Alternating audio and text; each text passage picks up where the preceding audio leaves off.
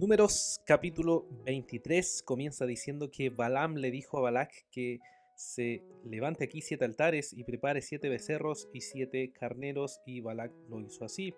Balaam le dice que se quede junto al holocausto y él va a ir a encontrarse con el Señor. Entonces el Señor viene y le da un mensaje que él tiene que dar. Dice que el Señor pone palabra en los labios de Balaam, y entonces lo que hace, en vez de maldecir, bendice al pueblo de Israel y dice algunas cosas como esta. En el verso 8: ¿y cómo maldecir a quien Dios no maldijo? ¿Cómo condenar a quien el Señor no ha condenado? Esto, por supuesto, trae la reacción de Balac, y le dice que le había hecho venir para que maldijera a sus enemigos, y ahora resulta que lo está bendiciendo. Por supuesto, esto lo molesta e invita a Balaam a volver a intentarlo. Esto lo podemos ver desde el verso 1 al verso 13, y luego del verso 14 al verso 26 vemos este segundo intento que buscaba maldecir al pueblo de Dios. Nos dice el verso 14: y Balac llevó a Balaam al campo de Sofín, que está en la cumbre de Pisgah.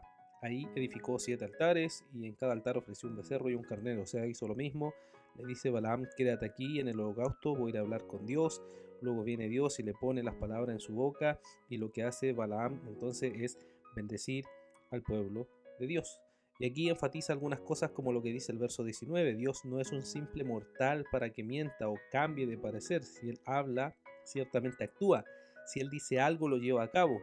Yo he recibido la orden de bendecir, la bendición de Dios no puedo revocarla. O sea, el pueblo de Dios es bendito y eso no puede ser cambiado jamás.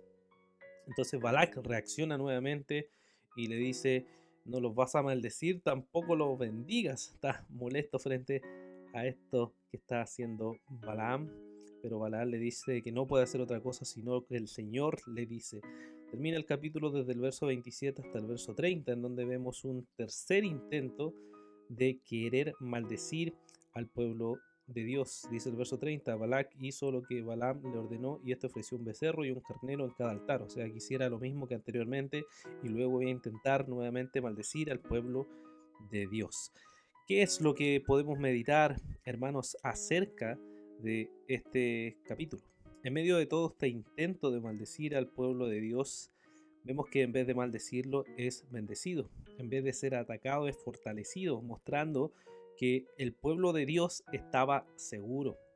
El pueblo de Dios era fuerte como un animal, pone en ocasiones como un búfalo.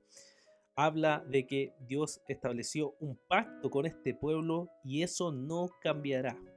Eso quiere decir, hermano, si Dios te escogió, si Dios te eligió, si Dios te ama, si Dios te salvó, eso no va a cambiar nunca, porque la palabra de Dios es fiel y verdadera, digna de ser creída. ¿Crees verdaderamente en esto?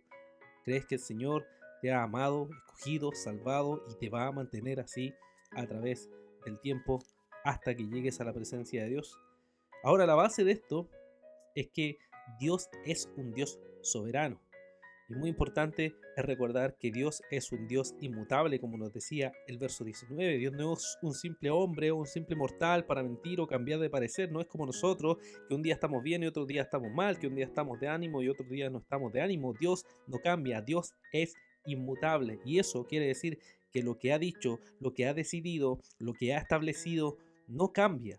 La seguridad del pueblo de Dios es Dios mismo.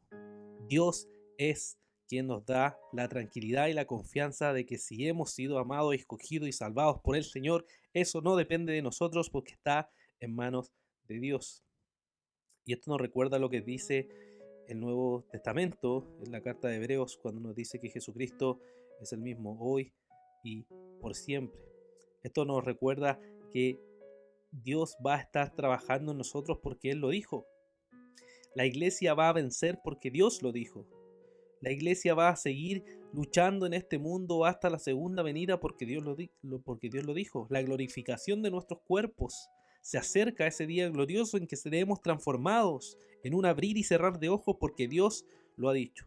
Y esto es posible gracias a la obra salvífica de nuestro Señor Jesucristo, que es el mismo hoy y lo será por la eternidad.